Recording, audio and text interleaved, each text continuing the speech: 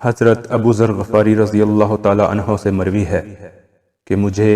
نبی کریم صلی اللہ علیہ وآلہ وسلم نے 7 باتوں کا خاص طور سے حکم فرمایا ہے۔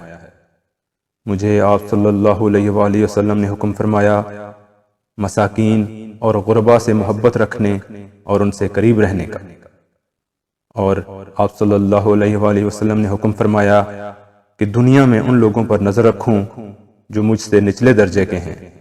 یعنی دنیاوی سامان کے حساب سے کم تر ہیں، اور ان پر نظر نہ کروں جو مجھ سے اوپر کے درجے کے ہیں، یعنی جن کے پاس دنیاوی سامان مجھ سے زیادہ ہے۔ اور بعض دوسری احادیث میں کہا گیا ہے کہ ایسا کرنے سے بندے میں صبر و شکر کی صفت پیدا ہوتی ہے۔ اور آپ صلی اللہ علیہ وآلہ وسلم نے مجھے حکم دیا کہ میں اپنے اہل قرابت کے ساتھ صلہ رحمی کروں اور قریبی رشتہ داروں کو جوڑوں،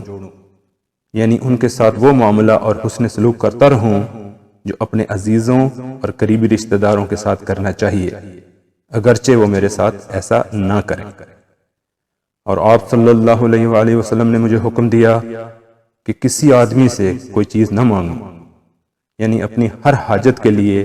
اللہ ہی کے سامنے ہاتھ پھیلاؤں۔ اور آپ صلی اللہ علیہ وآلہ وسلم نے مجھے حکم فرمایا کہ میں ہر موقع پر حق بات کہوں، اگرچہ وہ لوگوں کے لیے کڑوی ہو اور ان کی خواہشات اور اغراض کے خلاف ہونے کی وجہ سے انہیں بری لگے۔ اور آپ صلی اللہ علیہ وآلہ وسلم نے مجھے حکم دیا کہ میں اللہ کے راستے میں کسی ملامت کرنے والے کی ملامت سے نہ ڈروں،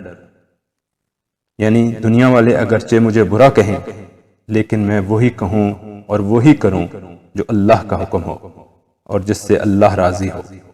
اور کسی کے برا بھلا کہنے کی مطلق پرواہ نہ کروں۔ اور آپ صلی اللہ علیہ وآلہ وسلم نے مجھے حکم دیا کہ میں کلمہ لا حول ولا قوت الا باللہ کثرت سے پڑھا کروں،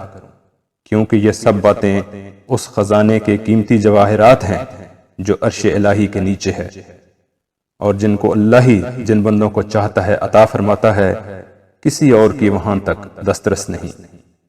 اللہ کریم ہمیں ان سب باتوں پر صدق دل سے عمل کرنے کی توفیق عطا فرمائے، آمین ثم آمین۔